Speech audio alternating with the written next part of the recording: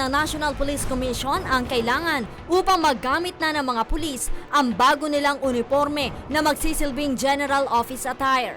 Ayon kay PNP PIO Chief, Police Chief Superintendent Reuben Theodore Sindak, isinasailalim na nila ito sa field test upang malaman kung komportable, matibay, presentable at kagalang-galang tingnan.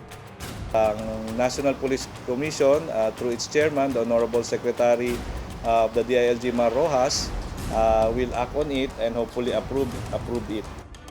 Ang pagpili ng naturang uniforme ay dumaan sa mahabang proseso.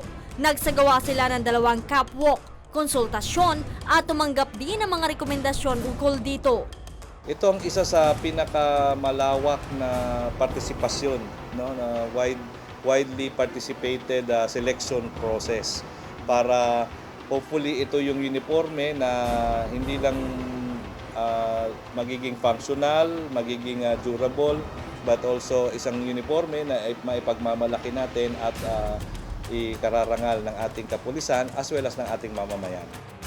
Ang pondong gagastusin para dito ay mula sa nakalaang budget tuwing 3 taon para sa bagong uniforme ng pulis. Sinabi naman ng Directorate for Research and Development na ito pa lamang ang 3 pagpapalit ng uniforme ng pulis. Nagsimula sa khaki, pinalitan ng navy blue sa opisyal habang blue-gray sa non-commissioned officer at ang bagong blue ribbon ngayon. Itong uniform na to is to be used by PNP personnel performing administrative functions. Sa office, oo. Sa labas, meron tayong currently, meron tayong PNP patrol uniform.